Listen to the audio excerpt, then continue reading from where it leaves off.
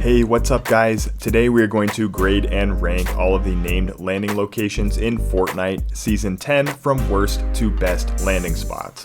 If you like the video, you know the drill. Like, subscribe, and let me know in the comments if you agree or disagree with any of the rankings or grades. Each location is graded on a 1-star to 5-star rating on 4 different categories.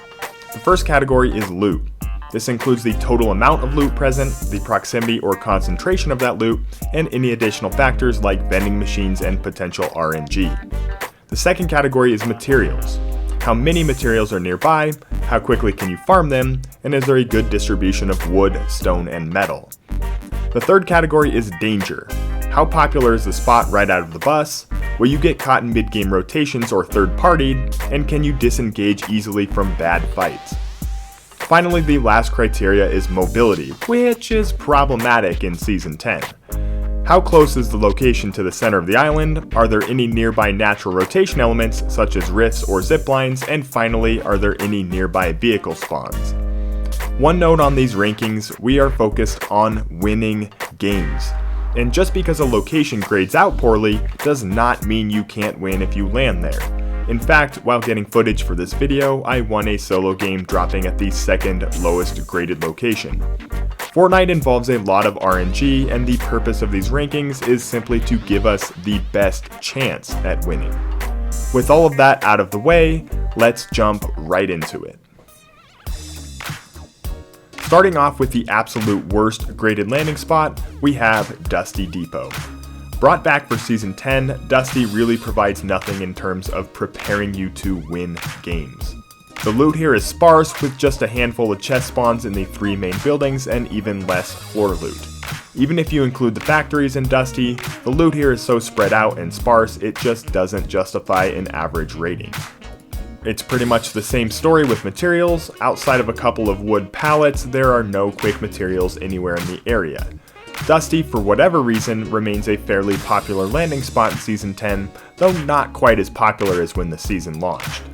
It's also perhaps the worst area on the map for third-partying, with long sightlines and pretty much every mid-game rotation going through here.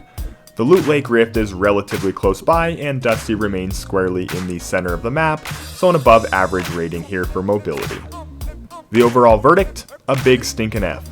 If you're going to land in Dusty, I would suggest landing on top of the meteor for decent loot and a much safer initial drop, and try to leave the area before the first circle closes to avoid mid-game fights and third parties.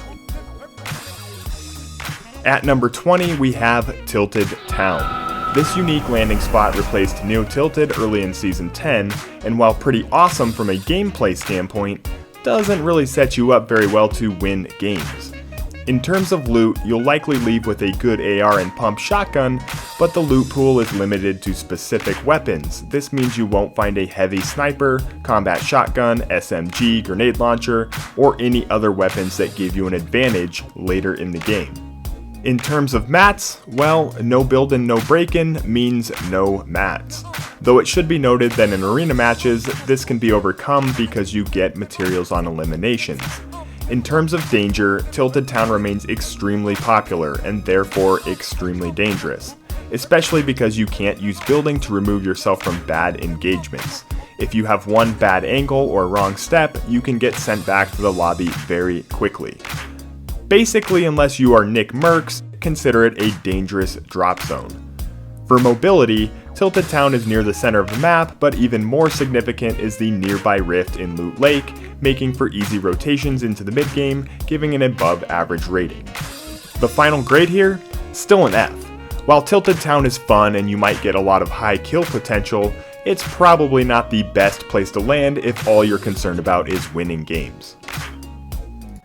At number 19, we have perhaps the most contested area on the map, following the removal of Tilted Towers in Season 9.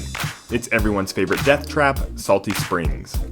The loot here is decent, but it doesn't match the overall quality and concentration of other populated areas like Pleasant, Retail, or Paradise. You won't be short on materials if you land here, but you also won't have your pockets overflowing when you leave. There's scarce access to brick and metal here as well, which keeps materials at an average rating. In terms of danger, Salty Springs remains the de facto landing spot for those who want early action in the game. It's highly contested nearly every game and remains a war zone well through mid-game rotations, making it one of only 2 locations to receive a 1-star rating here. For mobility, Salty benefits from being located near the middle of the island, but there aren't really any nearby board spawns or mobility elements to speak of. The final verdict here, unfortunately for those who love Salty, is an F. There's just not enough upside for the loot, materials, and mobility to justify landing here given how dangerous Salty is. At number 18, we have Polar Peak. Polar Peak is like the MySpace of Fortnite. It was once really cool, and now it just isn't. With the castle gone, there's barely enough loot here to support even a duo, and half of the loot is at the bottom of a giant hill. There's basically no materials to speak of on Polar Peak, with only a couple of rocks for farming, and no access to wood or metal. The only advantage to landing at Polar is that literally nobody lands here anymore, so you'll likely be uncontested on your drop, giving you ample time to loot up and rotate out. In terms of mobility, there's a couple of ziplines in the area that let you get where you need to go, and the reappearance of the rifts north of the frozen lake can help with rotations. Overall, it's still below average for mobility. What was once a really cool place to land now just kind of sucks.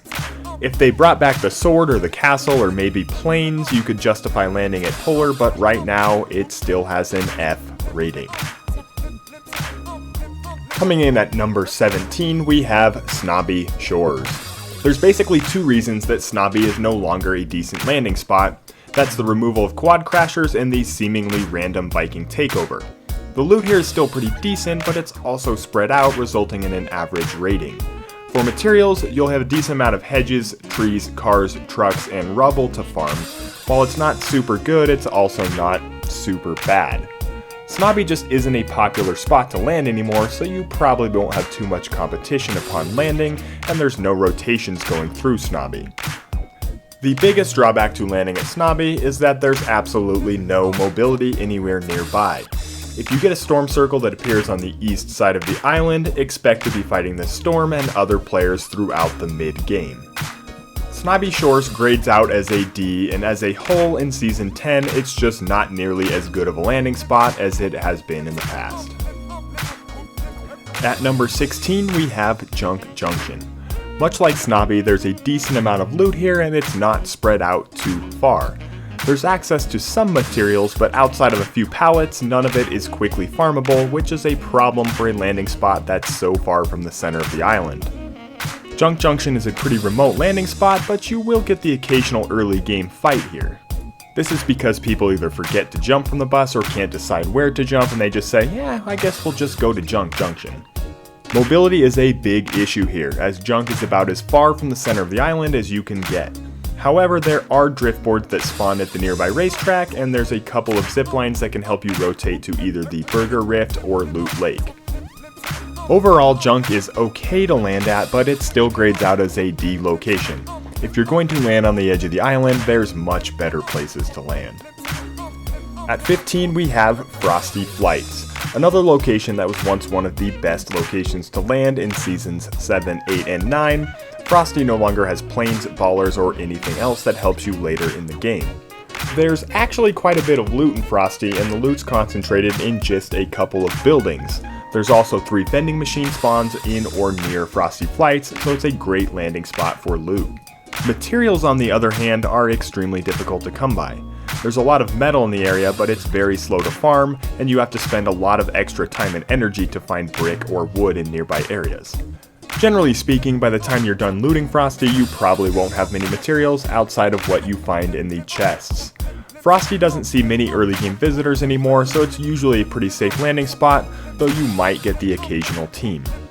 What was once one of the best spots for mobility on the entire island suffers heavily now in Season 10 with no planes, ballers, or quad crashers. You might find a few driftboards nearby, and there's a couple ziplines, but expect to be leaving Frosty fighting the storm and shortage of materials all the way through the mid-game, leaving Frosty at an overall B rating.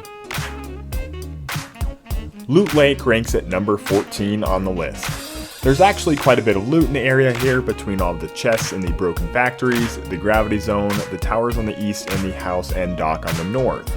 While the quantity of loot here isn't a problem, it is extremely spread out. In addition, there aren't any really good quick mats here outside of a few rocks and trees, and again, the mats are really spread out.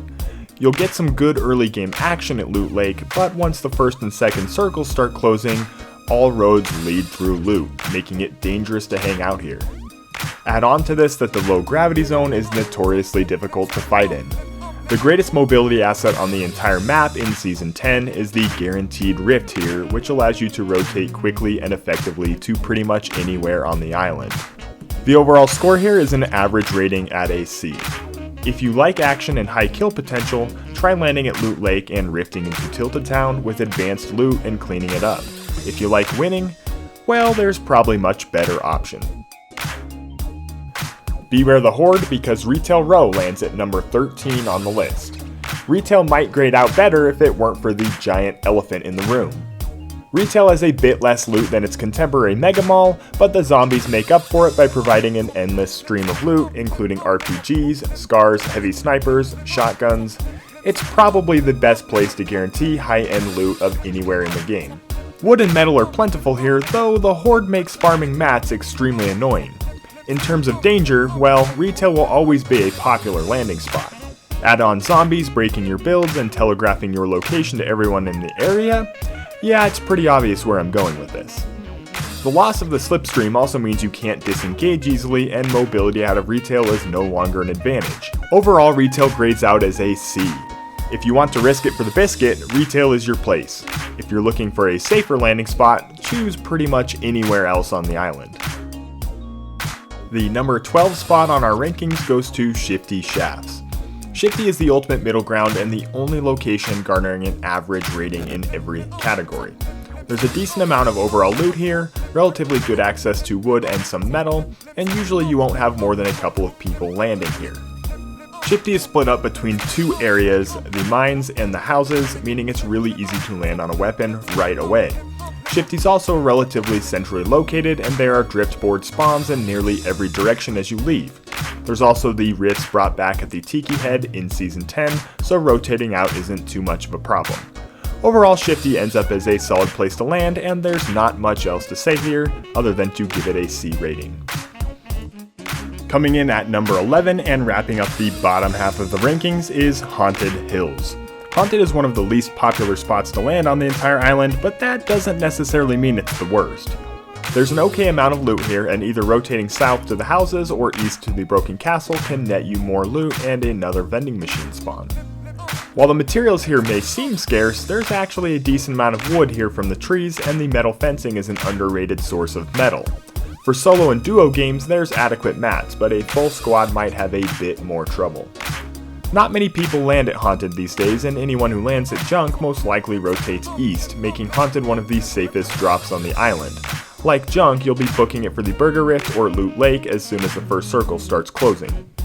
If the first circle appears in the southeast, expect to have a ton of trouble rotating in the mid-game. Overall, Haunted grades slightly above average at a B-. That does it for the bottom half of the rankings. Be sure to check back for the top 10 landing spots in Fortnite Season 10 in the next video. Let me know in the comments section below if you agree or disagree with any of the grades, and thanks for stopping by.